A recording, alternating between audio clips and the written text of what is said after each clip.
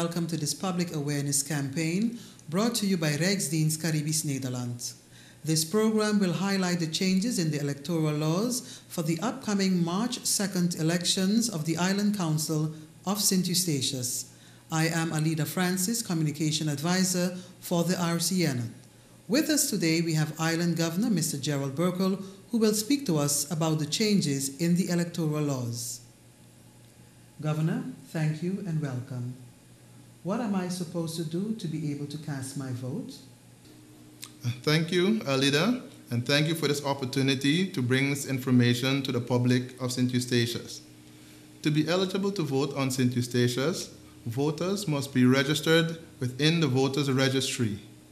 This registry is derived from the administration of the civil registry itself.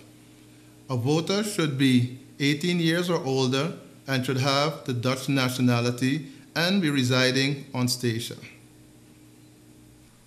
What should I carry with me in order to be able to vote?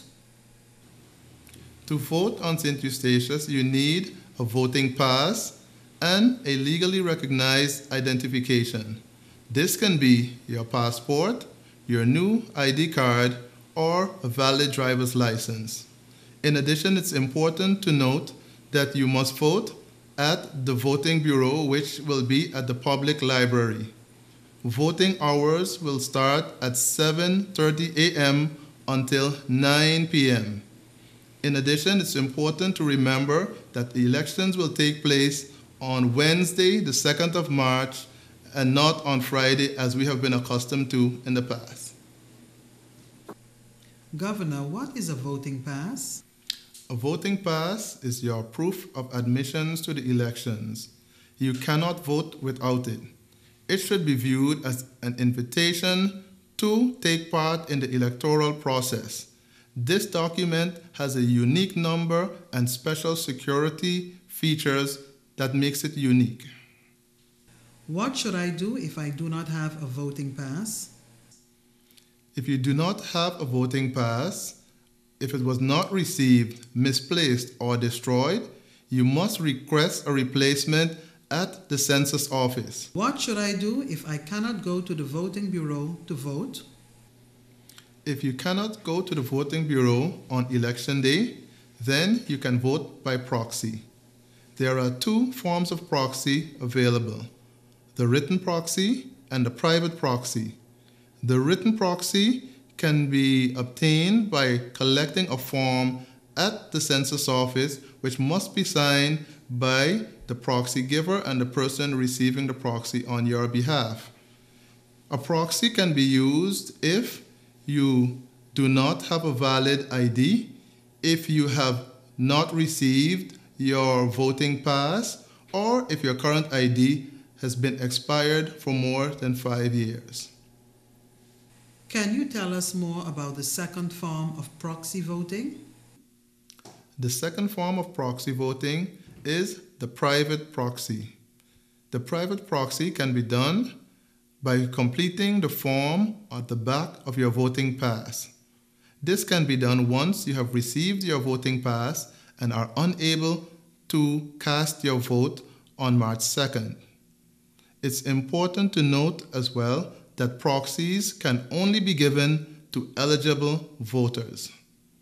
Another important point is that misuse of the proxies will be prosecuted by law. Who can I vote on? You can cast your vote on any of the candidates on any of the political lists.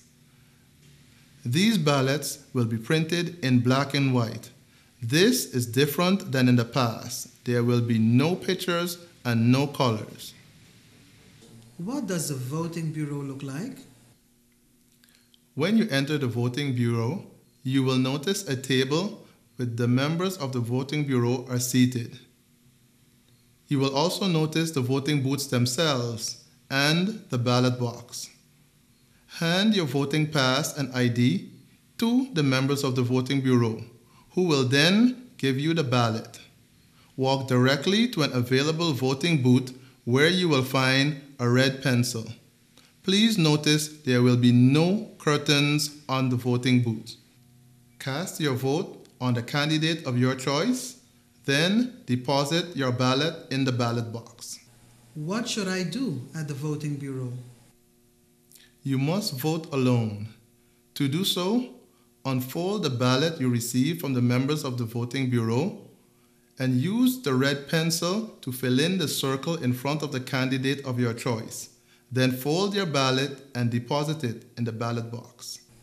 When will my vote be considered invalid?